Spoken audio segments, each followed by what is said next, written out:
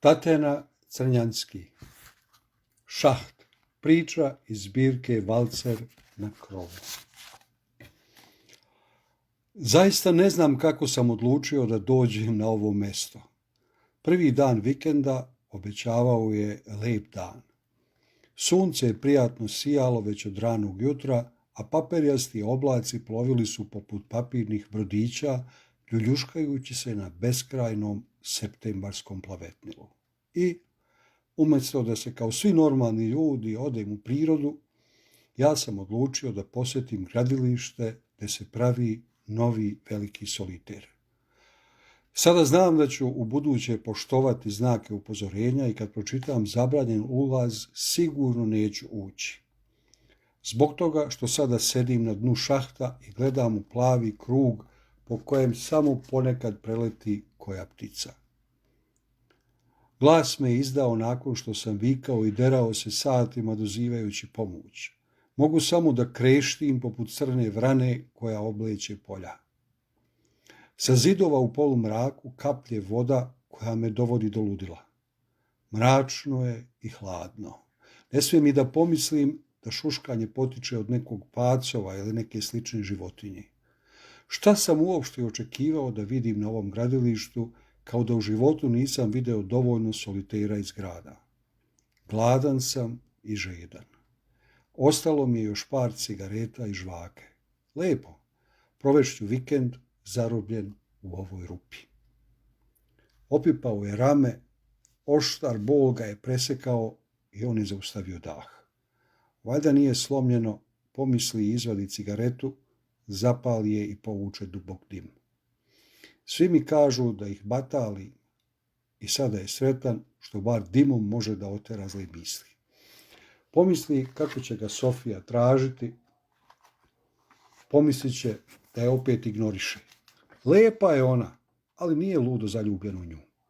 Napadno se smeje, nije baš pametna, a voli da troši. Za takvu ženu treba puno raditi, a on nije od te vrste. Bolje da je otišao kod nje nego što je svratio na ovo mesto. Sada bi uživao u njenom zagrljaju, pomisli. Žene su zlo. Nikada ne znam šta misle, kao mačke su, nepredvidive, oprezne, hladne, umiljate. Ma sve bi to bilo u redu da on ima sa Sofijom o čemu da priča. Seks je odličan, ali pored nje se osjeća praznim, usamljenim. Pored šahta protrča veliki pas lajući. Boro pokuša da vikne, ali hrapav glas ne dopre izvan ivica šahta. Možda je tu i njegov gazda. Ma nije, ko bi šetao psa po gradilištu gdje piše da je zabranjen ulaz.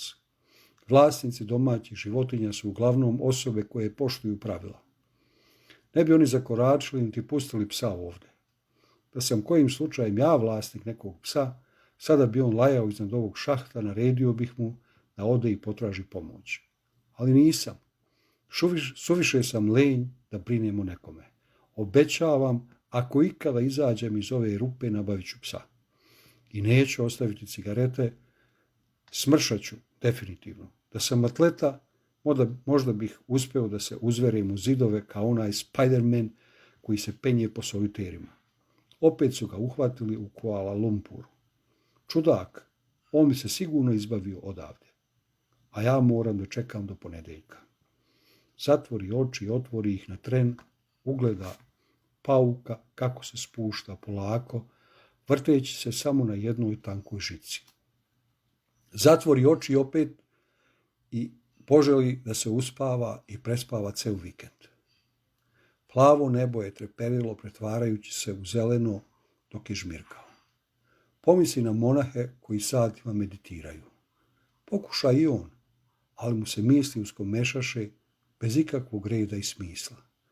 Pokuša da ih sredi, razvrsta, no bez uspjeha. Trebalo bi da mislim na nešto lijepo i zamisli sebe na plaži, Kuba, ispija hladan mojito, osjeti još veću žeđ. Zamisli sebe u prozirnoj zelenkastoj vodi, uranja u nju, šarene ribe plivaju oko njega. Promrmlja. Polako utonu u san.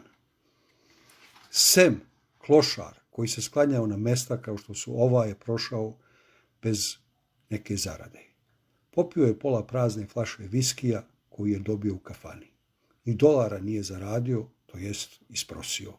Umoran, vratio se u svoj brlog, prebivalište ispod obližnjeg mosta pored autoputa. Bio je gladan i odluči da ode do gradilišta. Radnici ponekad ostave pola nedovršenog sendviča, a nađe se uvijek i pikavac do pola popušen. Preskoči ogradu i počne da traži. Ugleda na klupici pored šahta nešto što je ličilo na hranu. Uze papirni smotuljak, odmota ga i ugleda nedovršeni panini iz kojeg su virili šunka i sir. Sav sretan zine da ga proguta celog, kad slučajno pogleda u šaht. Neko je spavao dole. Koja budala, pomisli polupijan, nagnu se da bolje osmotri tamnu priliku u rupi, zape za ciglu, izgubi ravnotežu i zajedno sa sendvičem pade u šaht. Boro se uplašeno trše i ugleda skitnicu koji je ječao od bola. Jesi li dobro? Ma jesam, reče Sem, polupijan. Hoćeš li malo sendviča? Hoću, odgovori Boro i sa čela otera muvu.